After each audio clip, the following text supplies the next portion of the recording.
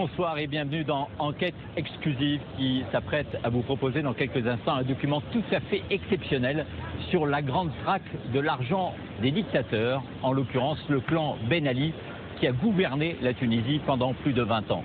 Ben Ali a été chassé du pouvoir début 2011 sous la pression de la rue. Depuis, la démocratie tunisienne est balbutiante et à quelques semaines de l'élection présidentielle, à quelques jours de l'élection législative, eh bien nous avons rencontré plusieurs hommes et femmes politiques ici en Tunisie, dont le président de la République qui a bien voulu nous accorder une interview exceptionnelle. Mais d'abord, cette enquête, la grande traque de l'argent des Ben Ali, à la fois en Tunisie, mais aussi au Canada, un peu partout dans le monde, et aussi en France, où nous avons retrouvé des propriétés des Ben Ali qui n'ont pas été saisies pour l'instant. Car derrière ce scandale financier, il y a aussi un scandale judiciaire, la lenteur de la justice à retrouver la fortune des dictateurs déchus un peu partout à travers le monde.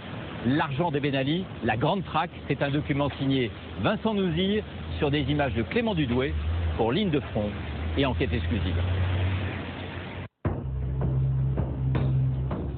Sidi Bou Saïd, à quelques kilomètres au nord de Tunis, l'un des endroits les plus chics de la côte tunisienne. Sur la colline de Sidi Drif, l'ancien président Ben Ali et son épouse Leïla s'étaient fait construire un palais digne des 1001 nuits. Le palais, il commence d'ici. C'est un des plus beaux paysages de la côte tunisienne. La Sadr Mayed a été chargé par le gouvernement de gérer les biens de l'ancien dictateur, confisqués depuis la révolution du 14 janvier 2011. Salam alaikum. C'est la première fois qu'une équipe de télévision occidentale est autorisée à y pénétrer. Ben Ali a abandonné ce palais après sa fuite du pays. Désormais, c'est un véritable camp retranché, gardé jour et nuit. Pour rentrer, il faut des autorisations officielles et les gardiens vérifient tout. C'est la haute sécurité. Et ça va de soi. Vous allez découvrir la caverne d'Ali Baba.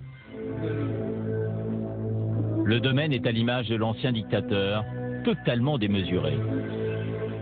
Ben Ali a fait construire ce palais à partir de 2002 sur un ancien terrain militaire de près d'1 hectare. Personne ne connaît le prix des travaux. Seule certitude, ils ont été réalisés aux frais du contribuable tunisien. Ce que nous découvrons à l'intérieur dépasse l'imagination. 11 000 mètres carrés, 332 pièces et une décoration hors de prix. Regardez un petit peu. Regardez le lustre. C'est une fortune exorbitante. C'est en cristal. Plus surprenant encore, sur les murs et au sol, des peaux de bêtes.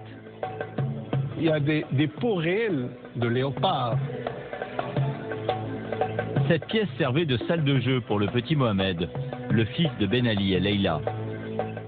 Né en 2005, il était considéré comme le futur héritier.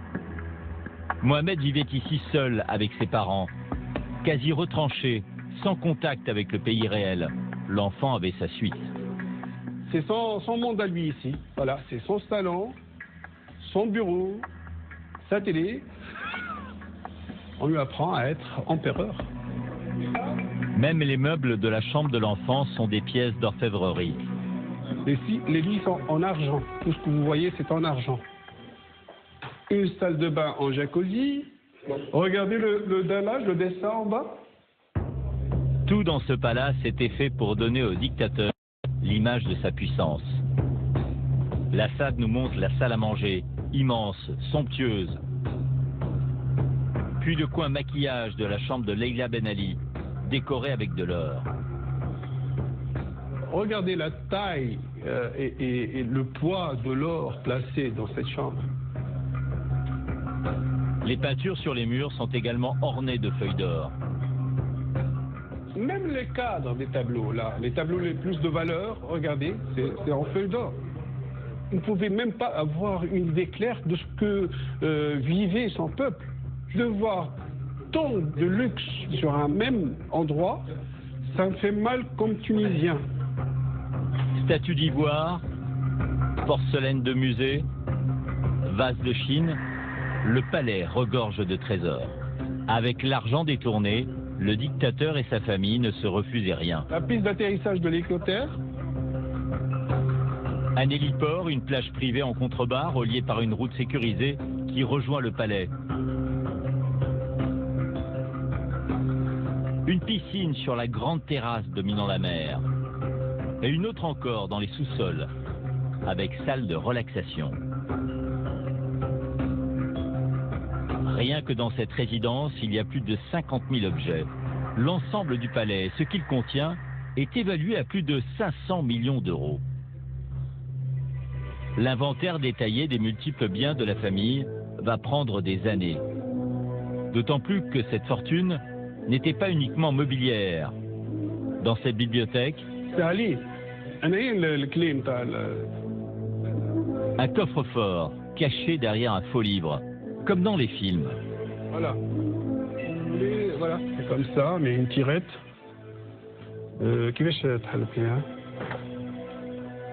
Voilà. Bonjour. Bonjour l'agence tunisienne. À l'intérieur, ce que découvrent les enquêteurs juste après la Révolution, sous le regard d'une caméra de télévision tunisienne, est à peine croyable. Des centaines de liasses de billets, notamment de 500 €, empaquetés sous plastique, mais aussi des devises en provenance du monde entier. 1 million d'euros d'argent liquide, une somme colossale abandonnée par Ben Ali au moment de sa fuite. Une goutte d'eau comparée aux milliards détournés par la famille durant son règne. Fin 2010, les révolutions arabes enflamment l'Afrique du Nord et le Moyen-Orient. Tout a commencé en Tunisie par des manifestations durement réprimées. La colère se répand comme une traînée de poudre et fait tomber certaines des dictatures les plus dures, mais surtout les plus riches.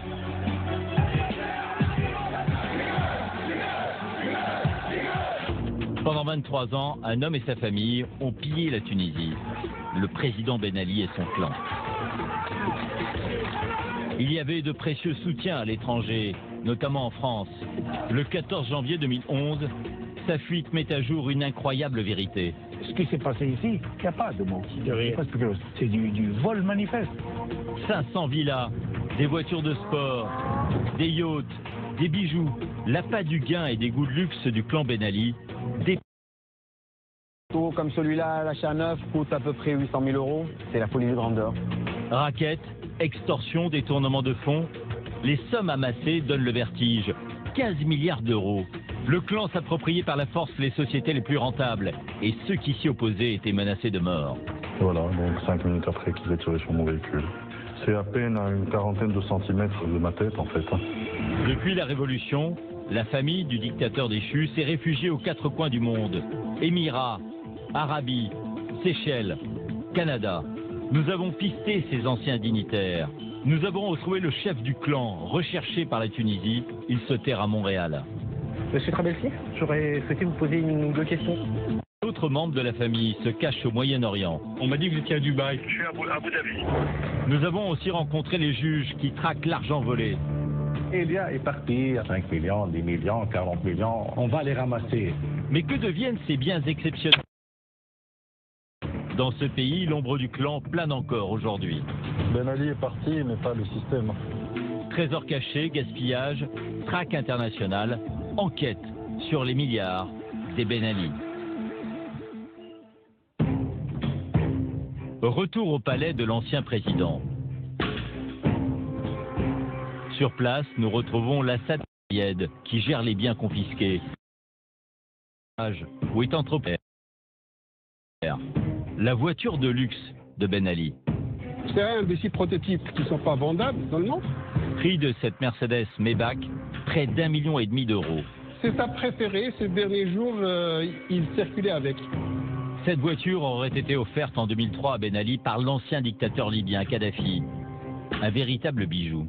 Vous allez voir ce qu'elle a dans le cœur. Un moteur de 350 chevaux, capable de rouler jusqu'à 300 km/h, et à l'intérieur des équipements haut de gamme. C'est un super salon. Dans le coffre, il y a encore l'attaché-caisse de l'ancien président, abandonné. C'est la valise diplomatique, enfin c'est la valise là où on trouvait des armes, les documents. Seul problème, cette voiture confisquée trop chère est invendable. Et ce n'est pas la seule. La Sadr Mayed nous emmène sur le tarmac de l'aéroport de Tunis.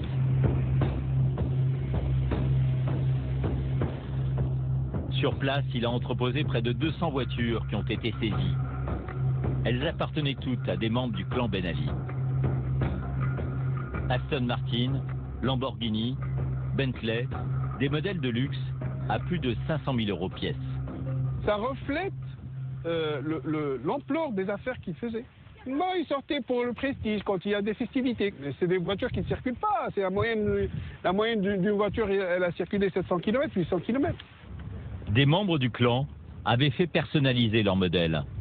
Comme cette Aston Martin Vanquish, dédicacée à Saker El-Matri, l'un des gendres de Ben Ali. Il faut dire que c'est la Vanquish. Ça, il n'y a pas trop de prototypes dans le monde. Et pour entretenir ces voitures, un pilote professionnel a été engagé. Ah, je fais essence.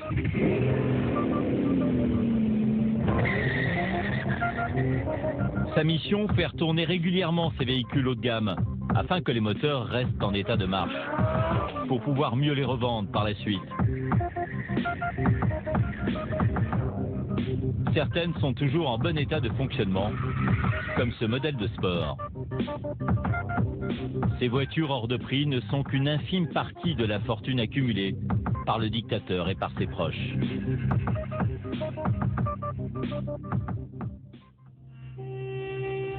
Pendant 23 ans, le clan Ben Ali a pillé la Tunisie. Toute la famille était impliquée. Elle avait fait main basse sur les secteurs les plus lucratifs de l'économie. Après la Révolution, le nouveau gouvernement a dressé une liste, un inventaire nominatif des personnes qui ont profité de la dictature. A été saisi par l'État tunisien. En tête, Ben Ali et ses enfants. En fait, la famille était coupée en deux clans. D'un côté, les gendres de Ben Ali, de l'autre, les Trabelsi, la famille de sa femme, Leila. Chacun avait un domaine de prédilection. Saker El-Matri, souvent présenté comme le dauphin de Ben Ali, le gendre préféré, grâce à sa proximité avec l'ancien dictateur, il s'est constitué en quelques années un empire dans les médias et la banque. Marwan Mabrouk, le monsieur bonnes affaires de la famille, un autre gendre du président. Son domaine, la grande distribution et les télécoms sur lesquels il avait fait main basse. Slim Chiboub, plus connu sous le nom de monsieur Bakshish, encore un gendre de Ben Ali. Président du grand club de football de Tunis, il prenait des commissions dans tous les secteurs. Du côté des Trabelsi, la famille de Leila Ben Ali, deux personnes ont contribué principalement au pillage du pays. Imed Trabelsi, le gangster de la famille, un neveu spécialiste de l'extorsion de fonds et du vol, avec des méthodes dignes du grand banditisme. Et enfin, Belassen Trabelsi, le promoteur véreux. Frère de Leila, c'était le chef du clan. Il a touché à de nombreux secteurs, hôtellerie, aviation, industrie, finance, mais son domaine favori, c'était l'immobilier. Les membres du clan sont pour la plupart en fuite. Nous les avons traqués. Pour comprendre comment Belassen Trabelsi, le chef du clan, s'est enrichi, direction Gamart, une des plus belles stations balnéaires au nord de Tunis. Mer turquoise, plage sauvage, hôtel de luxe. Ici, les terrains sont les plus chers de Tunisie. 1 500 € le mètre carré. Belassen Trabelsi a multiplié les opérations juteuses. Sa technique, le rachat de terrains qui devenaient constructibles, comme par miracle. Des terrains ensuite revendus avec un énorme profit. Belassen Trabelsi a empoché ainsi des millions. Au moment de la Révolution, il s'est envolé, laissant derrière lui une situation chaotique. Zid est directement concerné. Après un long exil, il s'est installé dans cette résidence avec vue sur la Méditerranée en 2011. Mais ici, le fantôme de Belassen Trabelsi hante encore les lieux. Aujourd'hui, Zid rend visite à l'un de ses voisins, Bouraoui, qui a les mêmes problèmes que lui. C'est Bouraoui. Ça me fait plaisir. C'est grand, hein. Il y a une quinzaine d'années, Bouraoui a tout misé dans cet appartement de 5 pièces, acheté 300 000 €. Le rêve d'une vie, une fortune en Tunisie. S'il a acheté si cher ce logement, c'est pour cette vue unique sur la mer, avec l'assurance que ce terrain en friche, en contrebas, resterait un parc, car c'était une zone protégée.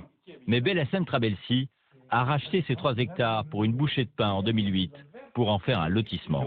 Ils vont construire devant moi, je n'aurai plus de vue sur la mer, et la valeur de cet appartement, pour moi, elle descend de 50 à 60%. Je perds la valeur. Une perte de 150 000 € pour lui. Le beau-frère de l'ex-président a revendu ce terrain en parcelles, prête à être construite, et il a multiplié sa mise par 5. Je vous montre en bas, c'est mieux. En bas, vous allez mieux voir. De son immeuble, Bouraoui explique. Voilà, toute cette superficie va être construite en immeuble collectif. Je te montre le plan d'ensemble, c'est-à-dire toute la zone verte qui est ici. Regardez, elle est divisée en parcelles. Des travaux d'aménagement ont débuté. Les réseaux sont en cours d'installation. Une maison a déjà été agrandie jusqu'à la mer avec les autorisations nécessaires. Bouraoui a donc déposé plainte pour empêcher ses projets d'aboutir.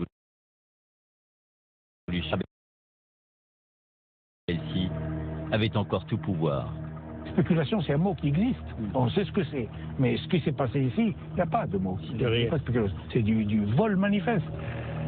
Sur ce seul terrain de 3 hectares, le bénéfice engrangé par l'ancien promoteur Trabelsi est colossal. 50 millions d'euros, soit 100 millions de dinars tunisiens.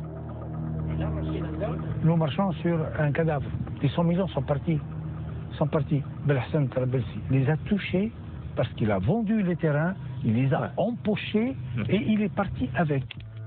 Passe-droit, corruption. Le système Trabelsi était simple et très efficace. Il avait ses entrées dans toutes les administrations tunisiennes, comme à la mairie de la Marsa, dont dépend la résidence. Avec l'aide de Zid, nous filmons en caméra cachée, en nous faisant passer pour un acheteur d'appartements. Bonjour monsieur.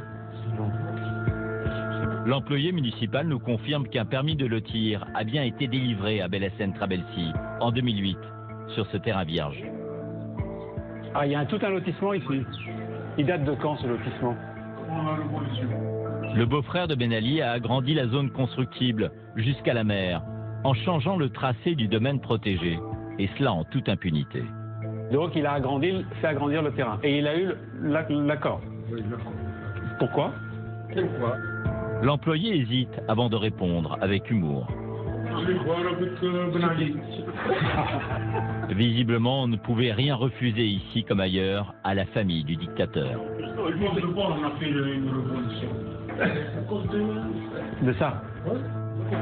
L'employé ajoute que Trabelsi a fait d'autres opérations immobilières de ce genre sur cette côte la plus prisée du pays, allant jusqu'à empiéter sur le célèbre site archéologique de Carthage. Il y a eu d'autres affaires comme ça, c'est ça? Oui. Dans la zone archéologique, ils ont déclassé. Oui. Aucun respect pour le patrimoine ni pour l'environnement. Seul le business comptait. Grâce à sa proximité avec Ben Ali, Belhassane Trabelsi construisait comme il voulait, où il voulait. Devenu expert en spéculation immobilière, il a gagné des dizaines de millions d'euros.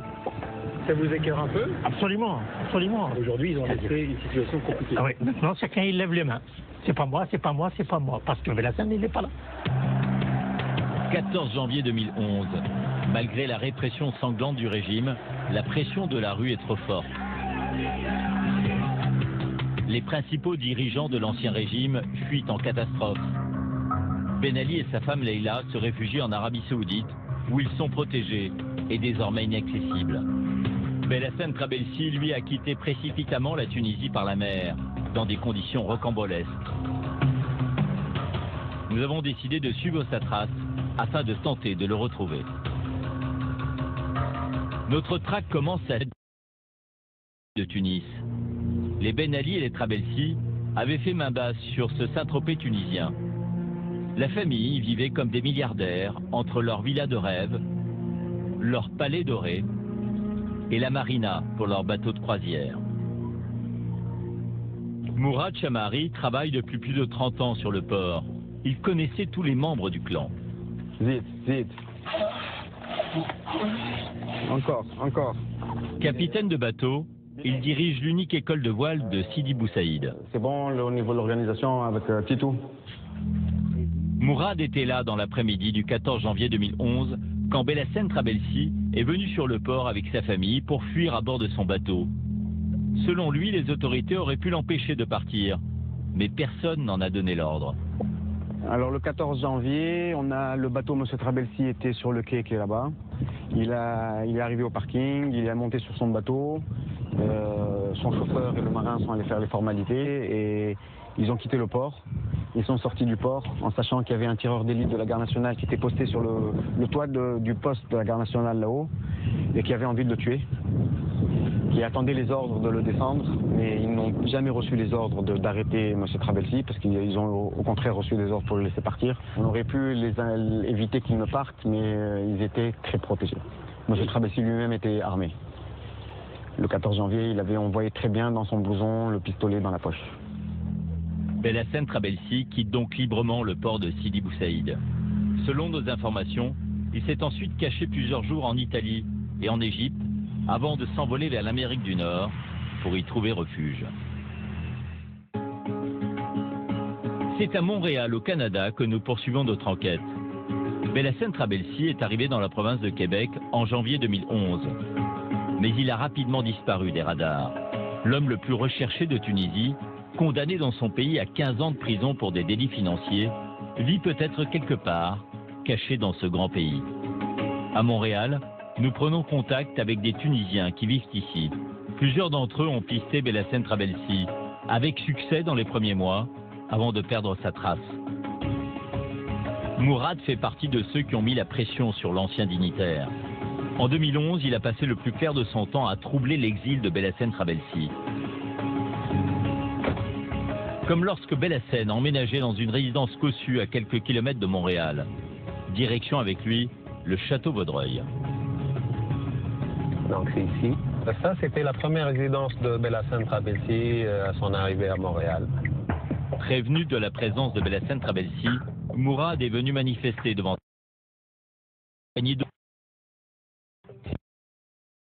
Il m'a manifesté contre la présence de Belhacene Trabelsi à Montréal. Donc Belhacene n'est pas resté ici longtemps. Première victoire. Mourad décide de le traquer sans relâche. Son but, qu'il soit renvoyé en Tunisie dans les écoles les plus chères de la ville. Scolarité à 13 000 € par an pour ses 3 filles, résidence de luxe. Mourad a découvert que Belhacene ne se refusait rien. Disons dans un hôtel encore plus luxueux, centre-ville de Montréal. Cet hôtel est l'un des plus chers de la ville. Belhacene Trabelsi a vécu ici plusieurs mois, à plus de 400 €. Donc on peut voir que le niveau de confort n'a pas trop baissé.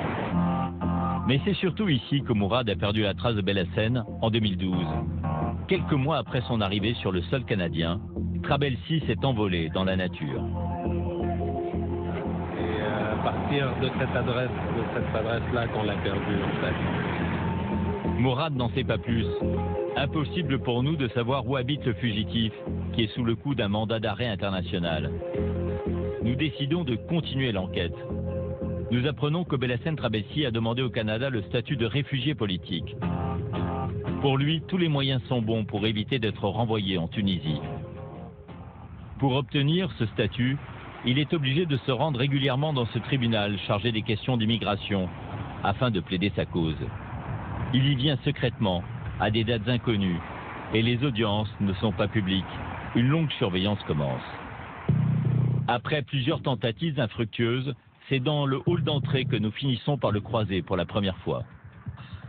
C'est cet homme en noir avec une mallette qui passe devant nous. Il est dans la cour du tribunal, il est rejoint par son avocat. Les deux hommes discutent tranquillement. puis repartent pour l'audience. Celle-ci se déroule à huis clos. Pour l'instant, nous ne pouvons pas aller plus loin. Nous le retrouvons à midi au restaurant près du tribunal, toujours accompagné de son avocat. Puis il ressort encore fumer une cigarette. Nous en profitons alors pour aller lui poser quelques questions. Bonjour, monsieur Trabelsi. Bonjour, je suis journaliste pour la télévision française. J'aurais souhaité vous poser une ou deux questions. Est-ce que vous accepteriez de répondre? Je ne peux pas, je suis en français. L'ex-beau-frère du président Ben Ali a bien changé. Il a beaucoup maigri. L'ancien chef du clan, autrefois si imposant, est fatigué, presque abattu. Il refuse de répondre à nos questions, prétextant la procédure en cours. Voilà mon avocat. Puis il s'éloigne pour ne pas être filmé. Son avocat, en revanche, accepte de nous répondre. C'est la première fois qu'il va livrer le point de vue de son client à la télévision. Nous lui demandons pourquoi Belhassen ne veut pas rentrer en Tunisie. Lorsqu'il a quitté la Tunisie, il y avait des menaces de mort, les maisons étaient saccagées, on a tout vidé, même à coups de camion à travers les murs et tout ça. Il y avait des menaces, avec une extrême violence bien sûr. Et il y a des gens là-bas qui probablement le rendent encore responsable pour tous les problèmes qu'il y avait avant le 15 janvier 2011. Et qui pourrait probablement exercer un certain niveau de violence contre lui, bien sûr, et ses enfants et son épouse aussi. Le discours est bien huilé. Selon son avocat, les malversations de Belhassen Trabelsi ne sont pas prouvées. Et à l'entendre, c'est un pauvre homme, sans bien ni fortune. Mais alors, de quoi vit son client au Canada? D'aide, de soutien, avec les moyens du bord. Parce qu'aujourd'hui, il n'a pas d'argent, il n'a aucune source de revenus ici. En principe, moi, il faudrait que j'aille chez lui pour aller au magasin du coin acheter des cigarettes, parce que lui n'est pas censé avoir $1 dans ses poches. Nous insistons pour savoir avec quel argent Belhassen Trabelsi a pu mettre ses enfants dans les meilleures écoles de la ville. Un peu énervé, son avocat décide alors de mettre fin à l'entretien. Laissez-le, là, nous sommes actuellement dans un moment un peu difficile. Il n'en dira pas plus. Belhassen Trabelsi et son avocat rentrent dans le bâtiment pour la reprise de l'audience. Mais nous voulons en savoir davantage sur la vie au Canada de l'ancien pilier du régime Ben Ali. À la sortie du tribunal, nous suivons sa voiture. C'est cette...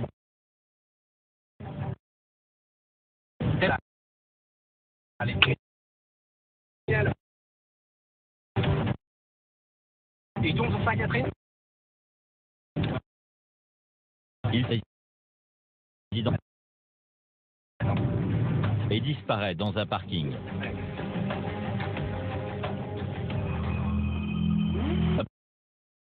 Belhassen habite dans cet immeuble cossu du centre-ville de Montréal, sur une des principales avenues. La résidence est surveillée. Impossible d'y pénétrer si l'on n'y habite pas. Et ces 96 appartements semblent réservés à des résidents plutôt fortunés. Pour en avoir l'occasion de nous faire passer pour des locataires intéressés par un appartement.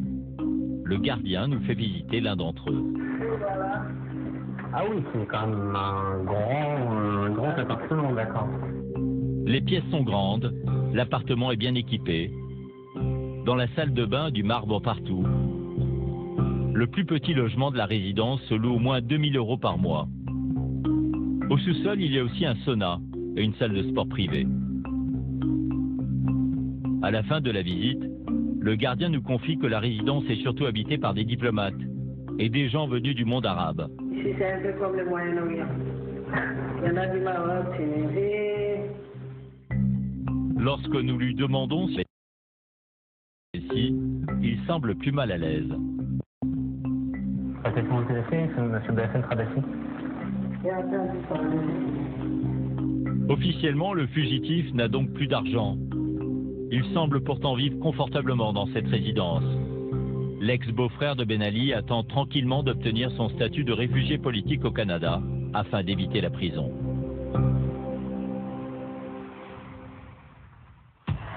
Car c'est bien le cœur du problème. Les anciens dirigeants tunisiens sont en fuite.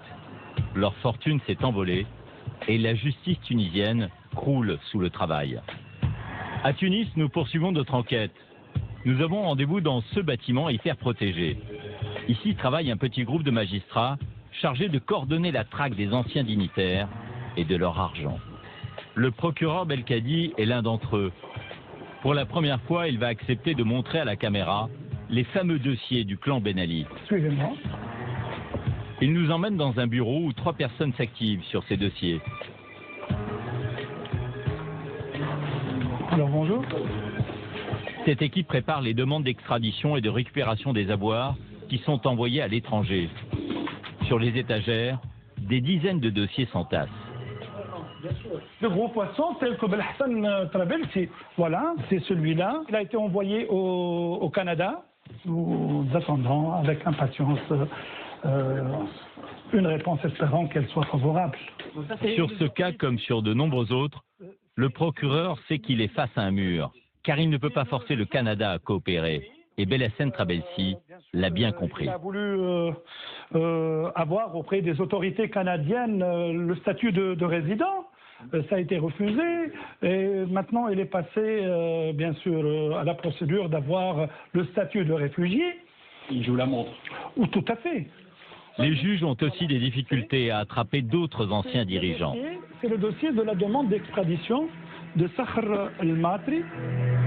Sakhr El-Matri, le gendre préféré de Ben Ali, le plus riche surtout, condamné officiellement à 16 ans de prison en Tunisie, il alterne aujourd'hui des séjours au Qatar et aux Seychelles. Il joue au cache-cache. Oui, c'est ce que nous déduisons, qu'à chaque fois qu'on le localise, alors il s'enfuit. Mais le dossier le plus délicat, c'est évidemment celui de l'ex-président Ben Ali et de sa femme, Leila, accueillis en hôte de marque en Arabie Saoudite. Le procureur nous montre la demande d'extradition. C'est le dossier d'extradition de l'ancien président Zine Abdine Ben Ali. Alors, ça a été envoyé par la voie diplomatique le 14 avril 2011. Comme pour les autres dignitaires en cavale, aucune réponse de leur pays d'accueil. De notre côté, nous avons écrit à son avocat pour solliciter l'ancien président et son épouse, afin de lui poser des questions. Notre demande d'interview est restée vaine.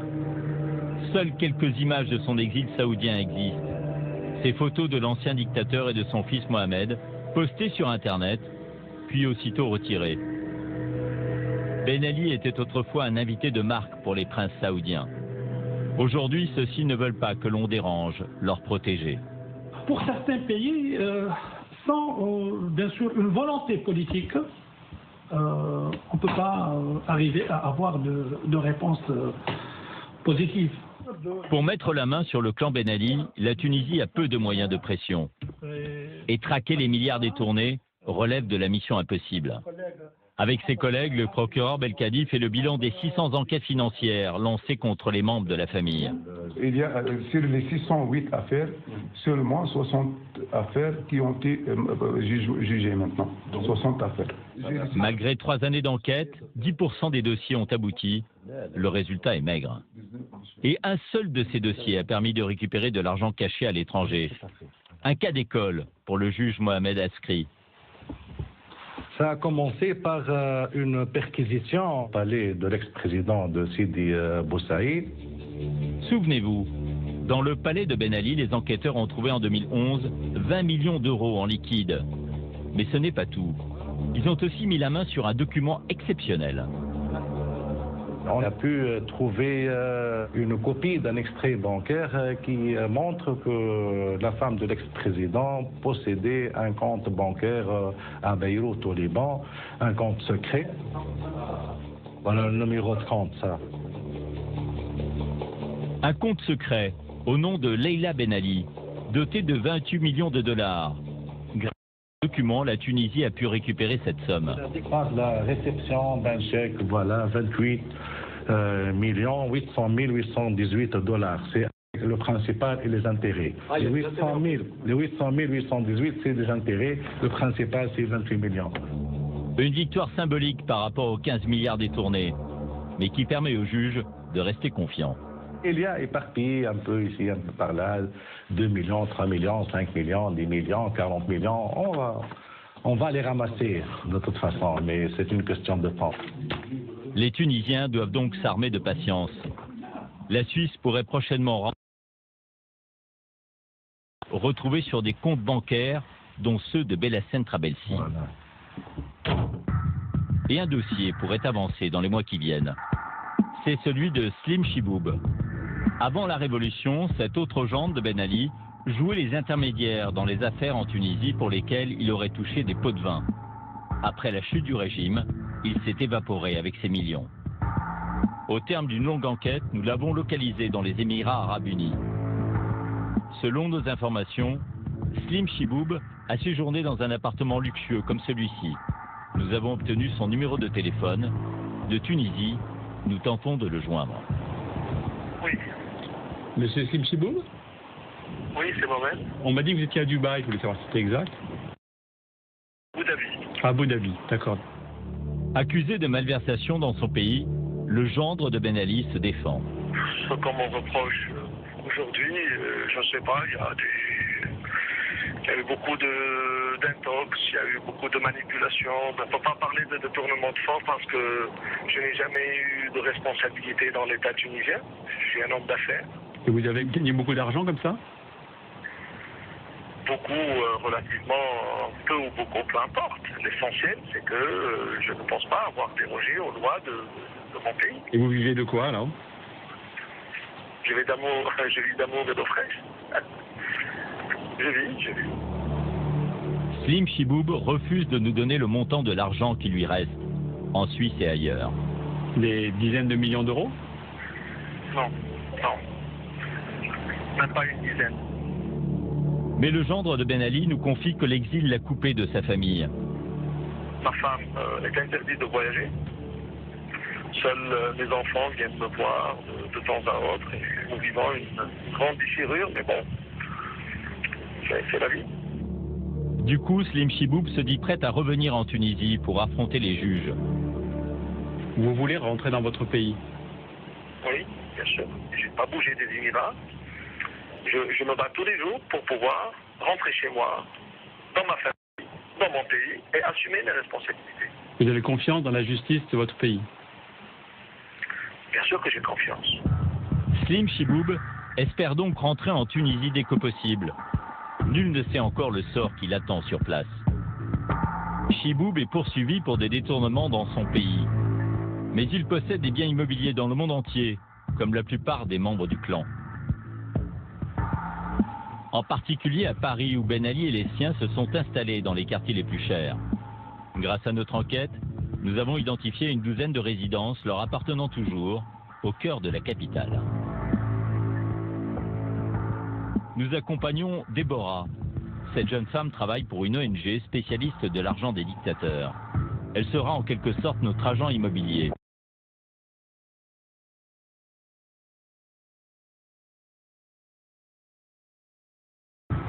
Là, on est au Nucléaire et on est chez Dorsaf Ben Ali, la première fille de Ben Ali et de son mari, Slim Chiboub. Slim Chiboub, le gendre que nous venons d'interviewer au téléphone à Abu Dhabi. Il a acquis ici un appartement en 2007, pour lui et pour son épouse. Donc ils ont acheté un appartement situé au premier étage à droite, donc là, ici à droite, composé de galeries, 5 pièces, salle de bain, 2 toilettes, un WC, cuisine, office. Une chambre de service numéro 56 au 7e étage, donc c'est très haut. Une cave numéro 12. Prix d'achat de ce pied-à-terre, plus de 2 millions d'euros. Les documents officiels que nous nous sommes procurés portent bien la signature des deux propriétaires. Dorsaf Ben Ali et Slim Chiboub. Or, sur les 114 personnes du clan dont les biens ont été confisqués en Tunisie, ils sont en haut de la liste.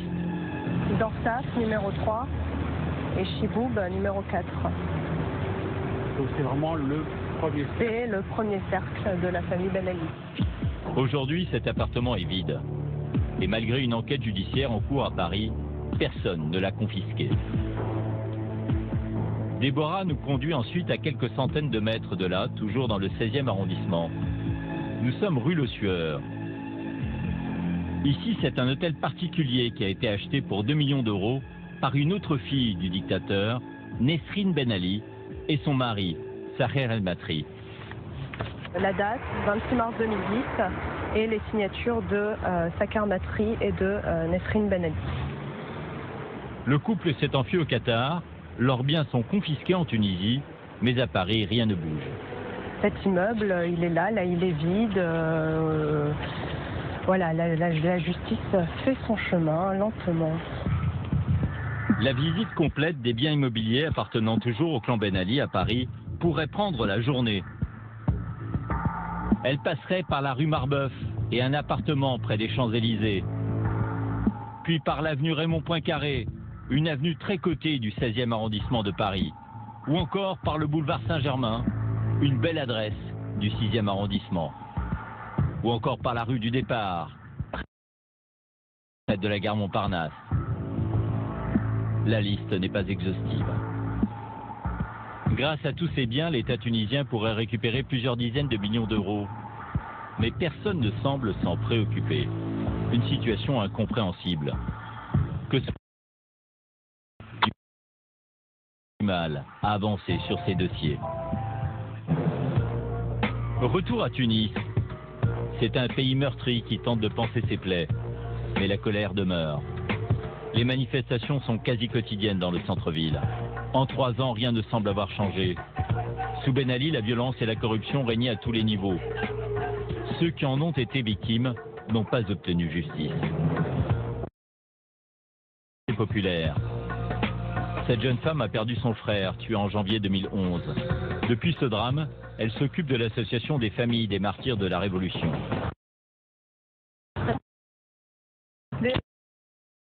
Prendre des nouvelles de Madame Mansri, dont le fils a lui aussi été tué quelques jours avant la chute du régime. Majdi était chauffeur de taxi, racketé pendant des années par un garde national. En janvier 2011, il refuse de lui donner l'argent. Lorsqu'il a vu la révolution, il croit que Ben Ali s'en va et les policiers de Ben Ali vont s'arrêter de faire des mauvaises choses et ils sont de mafia. Majdi sort de chez lui le 12 janvier 2011. Le policier l'attend dans la rue et là-bas, de sang-froid. Dans la chambre de Majdi, le temps s'est arrêté. Rien n'a bougé depuis ce jour tragique. Et dans l'armoire du jeune homme, il reste encore des vêtements sales. Jusqu'à maintenant, je n'ai pas lavé les vêtements de mon fils. Son frère tient à nous montrer le blouson que Majdi portait ce jour-là. Il est encore maculé de sang. Oui. Combien de... Sous Ben Ali, c'est l'État tout entier qui était corrompu, des élites aux simples policiers. Le racket dont était victime Majdi se faisait à la vue de tous. Et les Tunisiens étaient aussi au courant de ce qui se passait dans les plus hautes sphères. Pour Madame Mansri, l'arrogance de Ben Ali et de ses proches était sans mesure. Être riche, avoir une belle voiture, même un château, avoir de l'argent, avoir des bijoux, avoir des... Mais ce n'est pas comme ça. Oui. C'est la folie.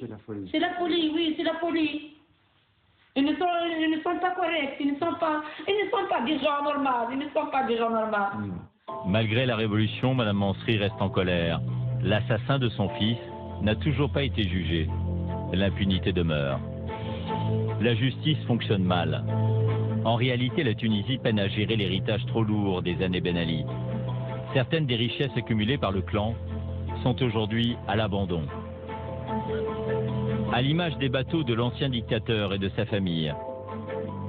Nous retournons au port de Sidi Bou Saïd. Sur place, nous retrouvons Mourad Chamari, le directeur de l'école de voile. Il nous emmène dans la zone où ces bateaux sont entreposés. Il nous montre un premier yacht qui appartenait à Ahmed Trabelsi, le neveu aux méthodes de gangster de Leila Ben Ali, un homme redouté sur ce port. Il avait baptisé son yacht Liberté. Alors ce bateau s'appelle Freedom, pour quelqu'un qui tapait ses marins et son personnel. Ah bon? Oui, il est arrivé sur le port ici qu'il massacre un électricien parce qu'il était arrivé en retard. Il s'est retrouvé avec des côtes et un bras cassé et personne n'a jamais rien fait. Parce que c'était Ahmed Trabelsi. Mais aujourd'hui, le Freedom n'est pas en très bon état. On voit que le bateau, quand il était dans l'eau, il a tapé sur le quai. Personne n'a jamais rien fait pour le protéger. c'est malheureux. C'est un bateau qui coûte à peu près 320 000 euros, 320 000 sur le marché actuel. Dans l'état où il ne dépasse pas les 100 000 euros. À côté, un autre yacht, le Soufia. C'était l'un des bateaux de Belhacem Trabelsi, le frère de Leila, réfugié au Canada.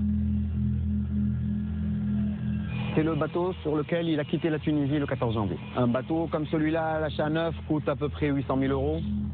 Mais depuis 3 ans, ce bateau, lui non plus, n'est pas entretenu. On voit l'état de la coque être très mauvais. On voit bien que ça n'a pas été cariné. On voit les algues et les coquillages sur la coque. On voit les dégradations là, aucun entretien pendant qu'il était à l'eau.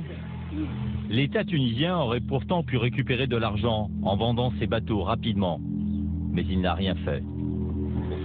Mais aujourd'hui, à quoi il sert? À rien. Sans entretien, un bateau perd toute sa valeur et là, je pense que même les moteurs ne doivent plus marcher. Aujourd'hui, celui-là, il coûte 100 000 euros, même pas. Et ils sont désormais invendables. Pour ces 2 bateaux, la perte totale atteint déjà 1 million d'euros. L'État tunisien semble débordé par l'ampleur de la tâche. Car en plus des bateaux, des voitures et des palais, il faut s'occuper des entreprises qui ont été confisquées au clan. Et cela tourne parfois au désastre. Pour le comprendre, direction le nord de Tunis. Nous avons rendez-vous avec Fawzi Mabouli. Il a tout enduré sous le régime Ben Ali. Extorsion, pression, arrestation et même une tentative d'assassinat en France où il s'était réfugié. Car cet homme d'affaires, victime du système Ben Ali, avait fini par rejoindre l'opposition. Je quitte une réunion d'opposants à Paris. Et là, je suis pris en stichesse par un véhicule. Il y a 4 individus armés. Et voilà, donc c'est le 22 octobre 2009. Je prends les photos, puis après 5 minutes après qu'ils aient tiré sur mon véhicule. Donc c'est à peine à une quarantaine de centimètres de ma tête en fait. C'est-à-dire qu'ils avaient mal calculé, disons, la vitesse à laquelle je roulais, mais le tir était précis au niveau de la hauteur. En France, l'enquête sur cette attaque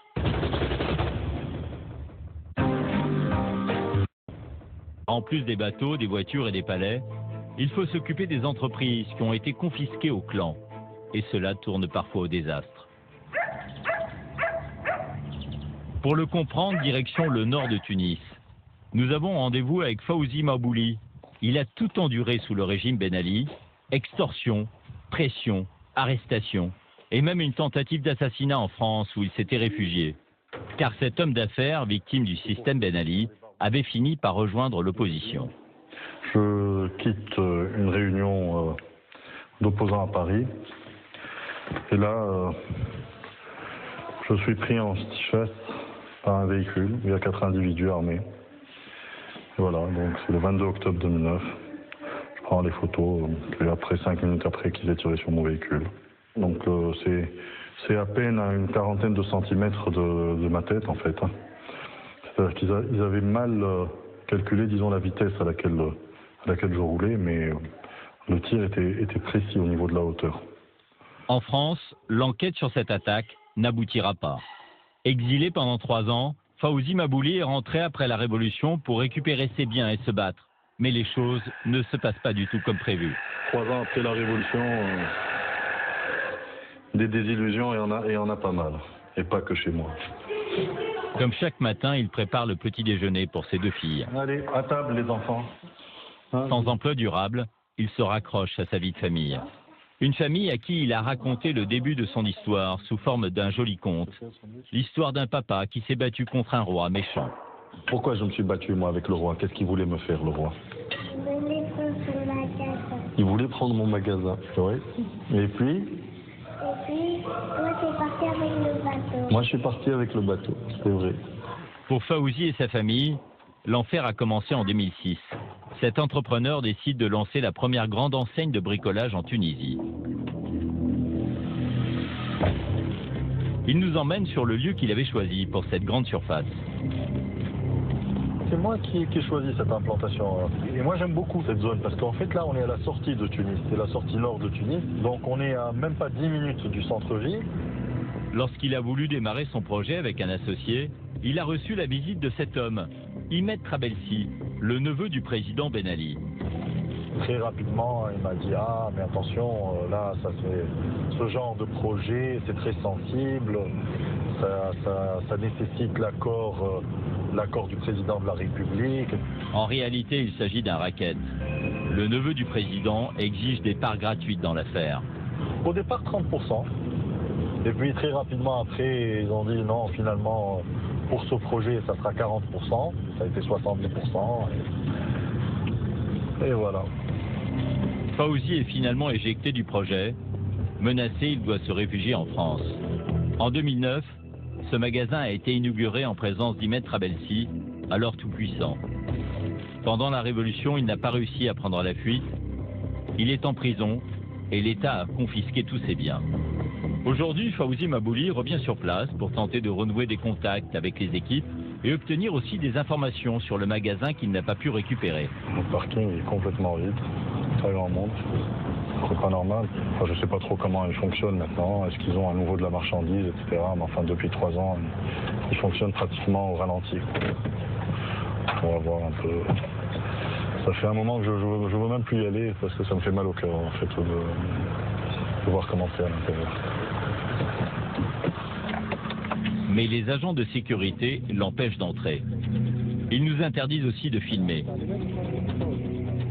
Le directeur de la sécurité s'approche de nous.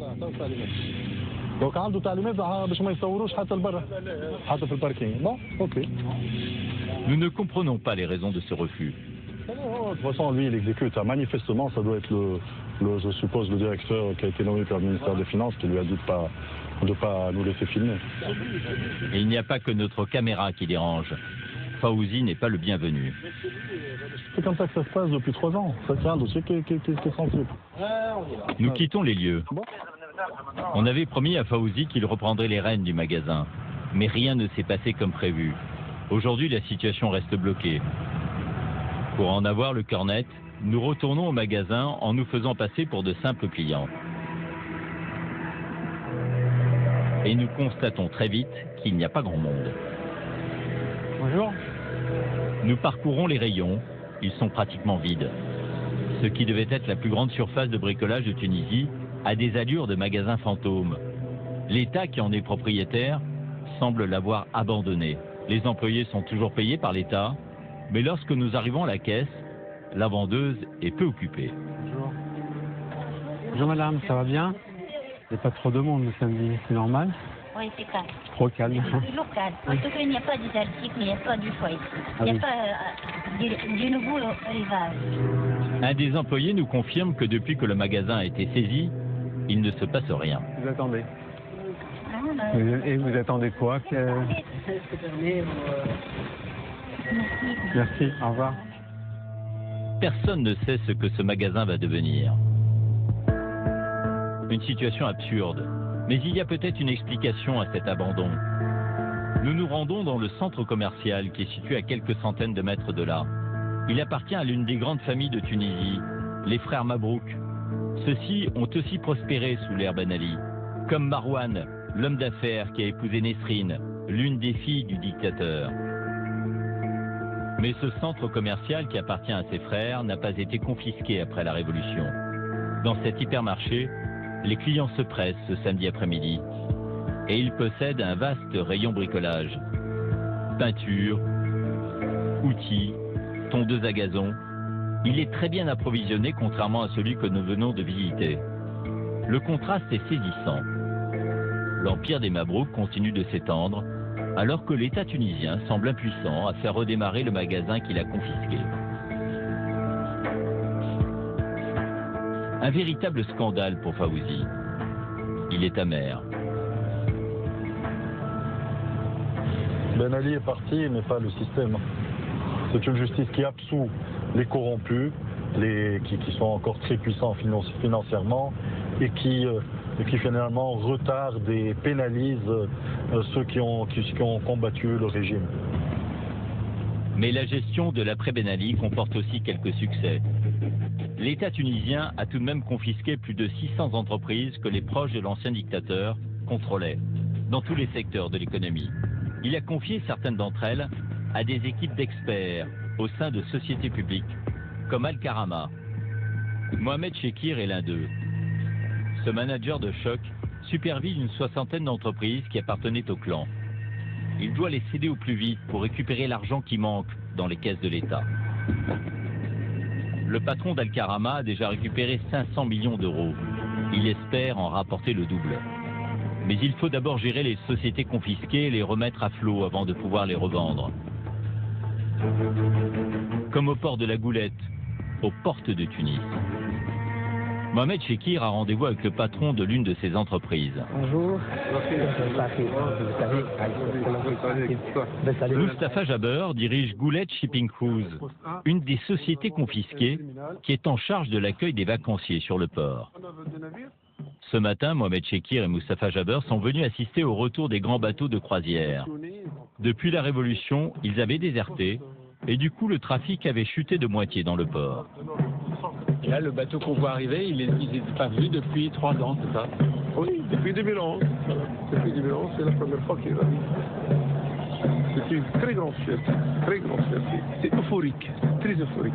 Et 3500 passagers, sans compter les marins, de l'ordre de 1500.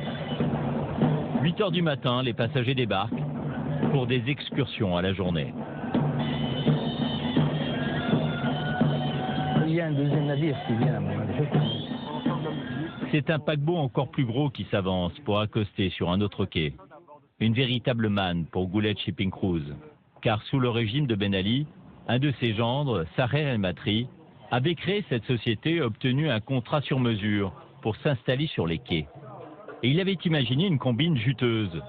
Ouvrir une galerie de boutiques souvenirs pour faire payer les visiteurs, à la fois lors du débarquement et lors du retour sur le bateau. De passage obligé pour aller vers le bateau. Voilà c'est quand même une démarche commerciale. Alors, combien ils dépensent à peu près, vous savez, par...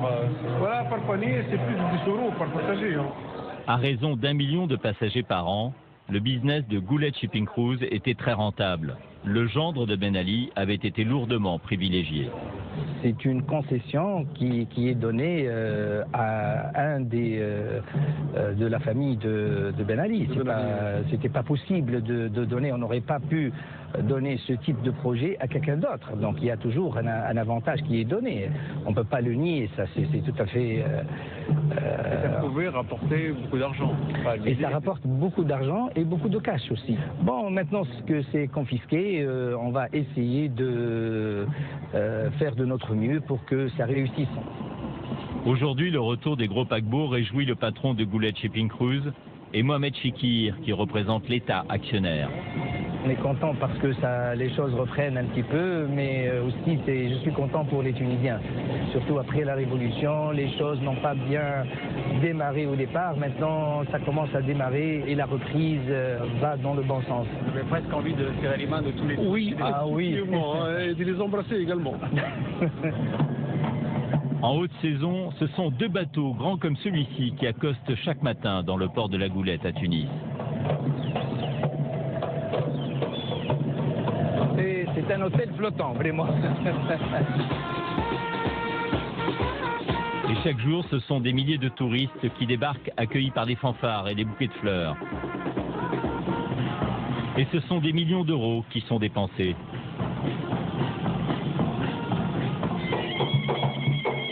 De quoi réanimer l'économie tunisienne, qui en a bien besoin.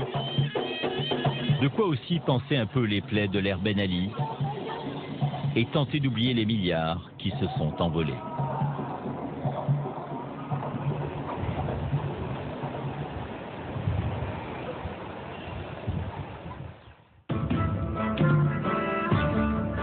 Nous poursuivons notre enquête en Tunisie qui s'apprête à vivre les secondes élections libres de son histoire. Direction le palais présidentiel de Carthage, à 15 km de Tunis.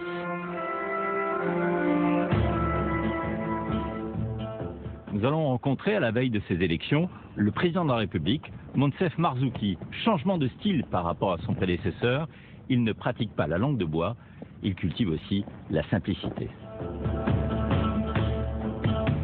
Médecin, militant des droits de l'homme, opposant historique à Ben Ali, exilé pendant une dizaine d'années en France, Moncef Marzouki est un chef d'État atypique.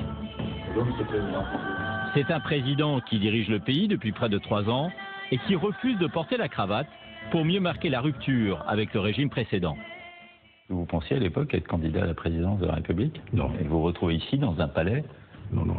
Au contraire, je pensais que j'étais parti pour mourir en exil comme mon père, parce que mon père aussi, c'est dans la famille tout ça. Donc mon père était un opposant à Bourguiba et puis il a fini exilé au Maroc, il est mort au Maroc. Donc moi je voyais très bien que j'allais peut-être mourir en France, tellement ça semblait une dictature installée, etc., verrouillée et tout.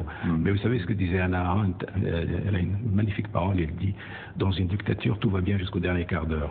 C'est ça la dictature, on a l'impression que c'est solide, que c'est du roc, du béton, puis ensuite, pof, ça s'affaisse, comme ça, en un quart d'heure. Et donc c'est ce qui s'est passé pour Ben Ali. Et aujourd'hui, vous, le militant persécuté, condamné à l'exil à un moment, vous êtes président de la République tunisienne.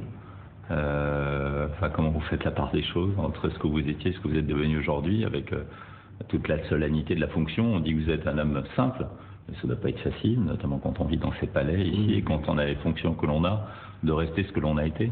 Comment faites-vous? Quel est votre recette? Je vous fais un aveu, moi, pour moi ce décorum c'est comme du théâtre. Donc tous les vendredis que Dieu a fait, j'entre chez moi. J'entre dans ma maison, j'ai mes 48 heures où je peux travailler, lire, etc. dans mon environnement naturel, normal. Et ici, je viens pour travailler. D'ailleurs, je dis à ma femme, comme ça, pour rigoler le lundi matin, il faut que je retourne à l'internat. Donc, c'est comme ça que je le vis. C'est un endroit où je viens pour travailler. On peut faire un tour, d'ailleurs? Oui, mais bien sûr.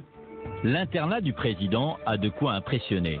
40 hectares face à la mer, terrasse, jardin. Ce petit bijou d'architecture mauresque, au mobilier précieux, a longtemps été réservé au seul chef d'État. Habib Bourguiba d'abord, le premier président de la Tunisie indépendante, puis Zine El Abidine Ben Ali. Moncef Marzouki, quant à lui, a fait le choix d'ouvrir ce palais au public. Un palais qu'il a d'abord découvert à la télévision. Quand j'étais en exil, je regardais toujours le dictateur assis sur cette chaise-là. Il était là? Oui, Ben Ali était là? Il était toujours assis là. Et donc, la première fois quand je suis venu ici, j'ai ri. Je me suis dit... Quelle impression vous avez eue, effectivement, quand vous êtes assis à ce siège? D'abord, le siège était très inconfortable. Puis bon, c'est rien, on s'habitue très vite, on s'habitue très rapidement. Mais la chose la plus importante pour moi dans ce palais, c'est que je voyais comment il était perçu par les Tunisiens. À un moment donné, les Tunisiens l'appelaient le Grand Commissariat, parce que c'était un bunker fermé. Or, moi, la première chose que j'ai faite quand je suis venu, je me suis dit, il faut ouvrir ce bunker.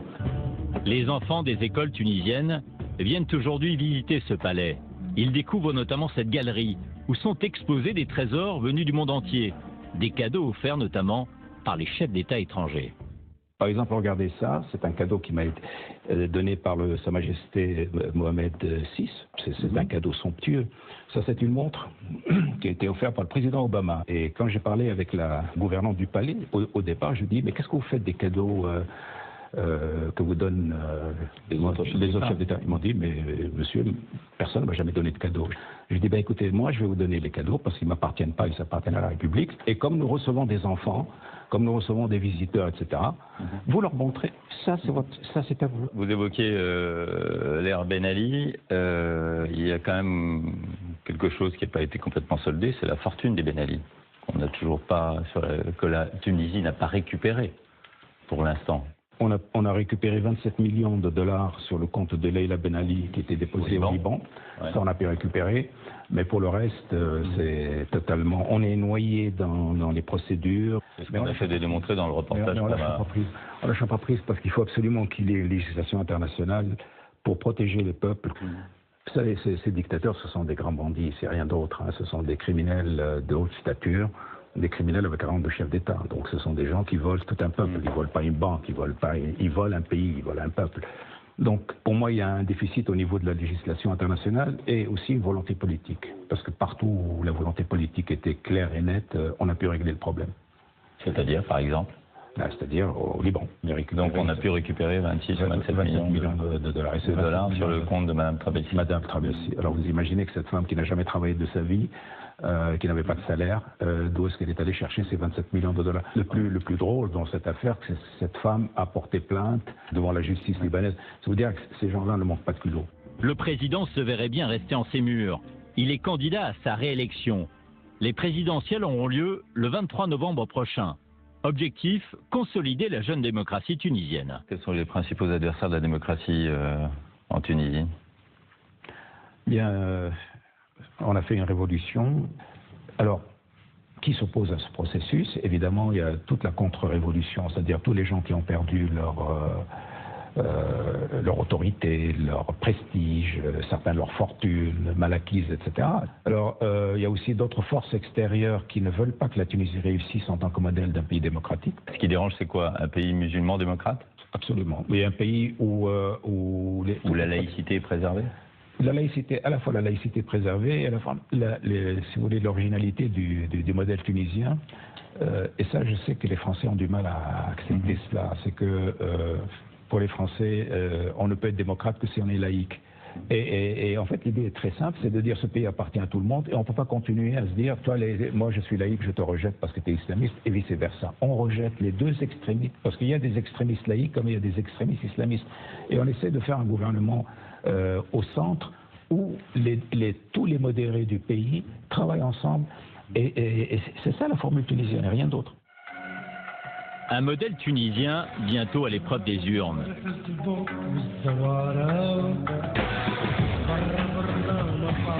Les élections législatives auront lieu le 26 octobre prochain, avant les présidentielles. Nous sommes à l'Assemblée nationale constituante. Au perchoir, Meherzia Labidi porte le foulard. La vice-présidente du Parlement est aujourd'hui très remontée contre l'absentéisme et les atermoiements de ses collègues. On a assez perdu de temps comme ça. On doit passer au vote. Figure de proue du parti islamiste Ennahda, première force politique du pays, Meherzia Labidi souhaite que l'islam ait toute sa place dans la nouvelle Tunisie. Votre défi est important aux yeux même du monde parce qu'il faut faire en sorte de rendre compatible islamisme et démocratie. Je crois que c'est ça l'essentiel. On est en train d'écrire une nouvelle page de l'histoire. C'est pas facile, mais on est dessus. Vous êtes observé. Hein? Oui, oui. Oh là là. La pression est grande pour Meherzia Labidi à la veille des élections. Après avoir vécu 25 ans à Paris, elle est revenue en Tunisie au lendemain de la Révolution. Aujourd'hui, ce bâtiment n'a plus de secret pour elle. C'était au départ un palais ottoman. Donc c'est la salle du trône. Maintenant, nous l'utilisons comme la salle où se réunissent les membres du bureau. Et donc vous êtes où? Ah, moi je suis là. D'accord. Vous arrivez à faire autorité auprès des hommes? Il paraît. Il paraît que je fais vraiment autorité, oui. D'ailleurs, on me surnomme la Dame de Fer. Une Dame de Fer qui a participé pendant plus de 2 ans à la laborieuse rédaction de la nouvelle constitution tunisienne, l'une des plus progressistes du monde arabe. Des discussions passionnées ont eu lieu dans cette même pièce. C'est ici. Ah oui, c'était formidable. Et souvent, on voyait des gens sortir, jurer ne plus revenir. Mais après, ils reviennent. Ouais. Et puis alors, il y a autre chose, c'est que la charia n'a pas été... Ah oui, ça dès le début. Ça, dès le début, on voulait rassembler les Tunisiens avec la Constitution, avec tout ce que comporte le terme charia, de confusion, de sens négatif. On ne voulait pas ouvrir des portes de discorde. On a voté l'article 1 qui dit la Tunisie est une république indépendante, sa religion est l'islam et sa langue est l'arabe, et on s'est... Et alors, votre principal adversaire chez les femmes, c'est qui? Alors là... alors il y a eu des discussions, des séances vraiment alors là, houleuses entre Karima et moi, mais j'apprécie beaucoup Karima. Karima Souid, ou la meilleure ennemie de Meherzia Labidi. Tous les opposent. L'une est islamiste, l'autre est laïque et ne porte pas le voile. Seul point commun entre ces deux femmes, Elles ont passé une grande partie de leur vie en France avant de revenir au pays juste après la Révolution. Issue d'un milieu modeste, Karima Souid a grandi aux Minguettes, près de Lyon, auprès de sa mère. Je pense aux paroles de maman, en fait, il faut l'avouer, qui n'a pas compris cet engagement. Maman est analphabète, elle est née en Tunisie, elle a grandi en Tunisie, puis elle est partie rejoindre papa dans les années 70 et en France. Et quand j'ai quitté la France pour m'engager en Tunisie, elle m'a dit, mais ma fille, que nous a donné la Tunisie? C'est la France qui nous a pris en charge et c'est grâce à la France qu'aujourd'hui, vous avez pu faire des études, qu'aujourd'hui, toi et tes deux sœurs êtes indépendantes et qu'aujourd'hui, toi et tes sœurs menez votre vie de femme. Vous lui avez répondu quoi? Je lui ai répondu qu'aujourd'hui, effectivement, la Tunisie, celle de Ben Ali, n'a pas pris en considération ses enfants, à savoir les Tunisiens à l'étranger. C'est vrai que nous avons toujours été considérés comme citoyens de seconde zone et que pour moi, maintenant, c'était l'occasion pour les deuxièmes générations de se réapproprier notre pays et de mener ce combat avec les Tunisiens, avec nos frères, avec nos sœurs. Et le combat de Karima Souid aujourd'hui, c'est de préserver la laïcité de la Tunisie. Est-ce que le parti islamiste est une menace pour la démocratie aujourd'hui? Le parti islamiste n'est pas une menace en soi pour la démocratie aujourd'hui, à partir du moment où il joue les règles de la démocratie. Aujourd'hui, nous avons... Ce qui se passe pour l'instant, a priori. Pour l'instant, ce qui se passe. Mais aujourd'hui, parallèlement à ça, on assiste aussi à un chef, un président d'un parti islamiste qui est Nahda, qui est M. Ranouchi, qui fait de la politique et qui fait le prêche du vendredi dans les mosquées. Et nous ne souhaitons pas que la politique soit mêlée à la religion. Pendant 2 ans et demi, la question identitaire a été mise sur le tapis. Eux, c'étaient les musulmans, nous étions les mécréants. Je pensais que cette question était définitivement réglée en arrivant ici en Tunisie. Et vous pensez que ce n'est pas le cas aujourd'hui encore? Aujourd'hui, il nous faudra être vigilants. Je ne suis pas pour l'exclusion du parti islamiste, bien au contraire, nous devons tous composer ensemble. Tout le monde a cette place dans cette démocratie naissante, mais il faut respecter les règles de la démocratie. Et en Tunisie aujourd'hui, aux côtés de Karima Souid, ils sont nombreux à dénoncer l'emprise de plus en plus importante des islamistes sur le pays.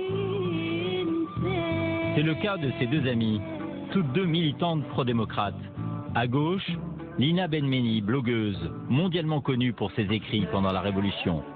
Et à côté d'elle, Lubna Norman, chanteuse engagée et jeune maman.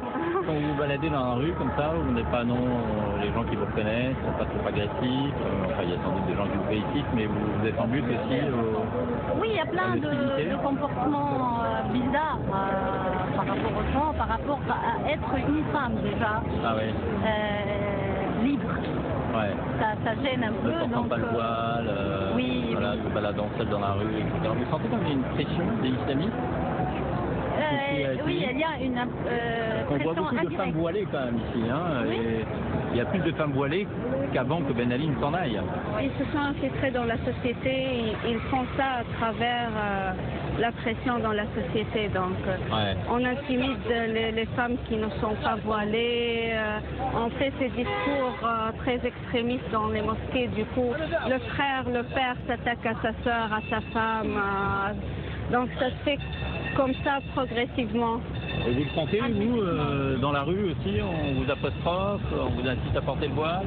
Parfois, quand je marche dans la rue, le fait que je ne sois pas voilée m'attire des ennuis. Mais pourquoi t'es nue? Quand tu portes pas le voile, pourquoi t'es nue? Mais voilà, je suis pas nue, je me balade pas nue quand même. Mais moi, personnellement, je respecte les femmes qui portent le voile. Chacun ses convictions. Et bravo pour ce bébé. Cette jolie petite fille. Pour s'être attaquée aux islamistes radicaux sur son blog, Lina Benmeni, elle, a reçu des menaces de mort. Elle vit aujourd'hui sous escorte policière. Cet homme au t-shirt blanc, armé, est chargé de sa sécurité. Et il n'y a pas que les salafistes qui lui en veulent. Car sur Internet, elle dénonce aussi le retour en force des partisans de Ben Ali. presque rien n'a changé. Aujourd'hui, on parle d'une transition démocratique. Moi, je pense qu'en Tunisie, par exemple, il n'y a jamais eu de justice transitionnelle. Ce que vous appelez la justice transitionnelle, c'est traduire en fait les responsables sous l'ère Ben Ali dans les tribunaux pour leur demander des comptes. Ouais, et rendre justice à ceux qui ont été volés ou torturés, emprisonnés. Donc, mais chez nous, on passe directement à la réconciliation, ce qui n'est pas possible. Ouais. Justement, ces gens-là, la majorité de ces gens-là, et je parle de ceux qui ont travaillé avec Ben Ali, n'ont même pas demandé pardon à ce peuple. Donc c'est très grave ce que nous vivons. Donc je pense que cette révolution a été confisquée. Si certains sont sceptiques, parfois amers, d'autres apprécient toujours le vent de liberté qui souffle sur la Tunisie depuis la Révolution.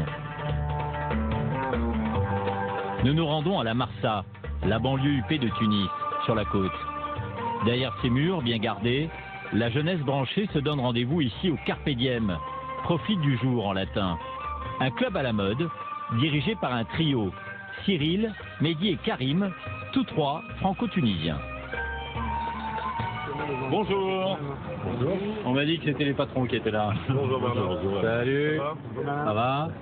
Alors vous êtes propriétaire des lieux, non? C'est ça? Exactement, moi je suis propriétaire des lieux. Et vous êtes associé dans l'affaire?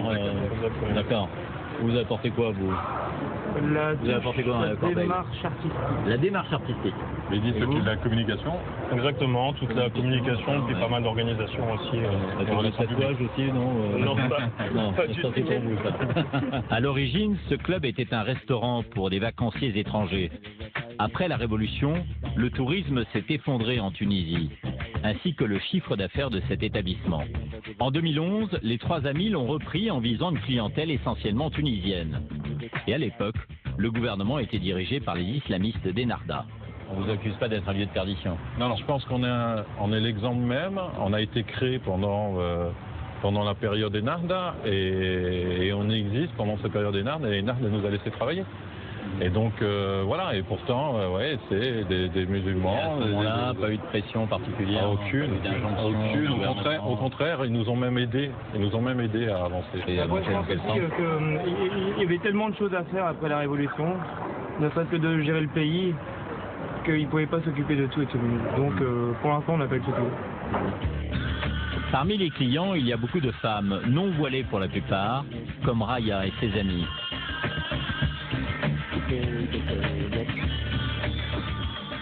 Qu'est-ce qui reste à conquérir pour les femmes en Tunisie? Je dirais la liberté sexuelle en fait. Ah oui? Oui, parce qu'en fait la femme peut travailler et aujourd'hui c'est vrai que pour pouvoir jouir d'une liberté sexuelle affichée en dehors du mariage, exactement. La plupart des femmes ne quittent le foyer familial qu'au mariage et donc le fait de pouvoir habiter toute seule, de pouvoir travailler, là ça serait un gain vraiment maximum pour une femme d'un pays arabe. Et vous êtes mariés tous ou pas? Non? Je suis divorcée. Vous êtes divorcés, vous? C'est vous qui avez décidé de quitter votre mari ou... Non, c'est lui qui est parti. Vous êtes quoi? Vous êtes marié, mère de famille? Oui, absolument. Je suis mariée, j'ai 3 enfants. Il est où votre mari? Mon mari est à la maison. Il est à la maison. Vous allez tout sortir? Oui, je me laisse sortir. C'est vrai que même en France, dans la culture tunisienne, la femme est très importante. C'est peut-être le pilier du foyer. C'est vraiment la brique de la société tunisienne et je ne pense pas que en fait, le parti islamiste arrive à l'enfermer à nouveau dans la maison. D'ailleurs, elle n'a jamais été enfermée. Ouais. On n'arrive pas à la maîtriser, c'est ça. Après 3 années de transition politique, les Tunisiennes et les Tunisiens sont bientôt face à leur destin. Dans les semaines qui viennent, ils doivent confirmer dans les urnes un modèle unique de démocratie laïque dans un pays musulman. Voilà, c'est la fin de cette émission. Rendez-vous la semaine prochaine pour un nouveau document d'enquête exclusive.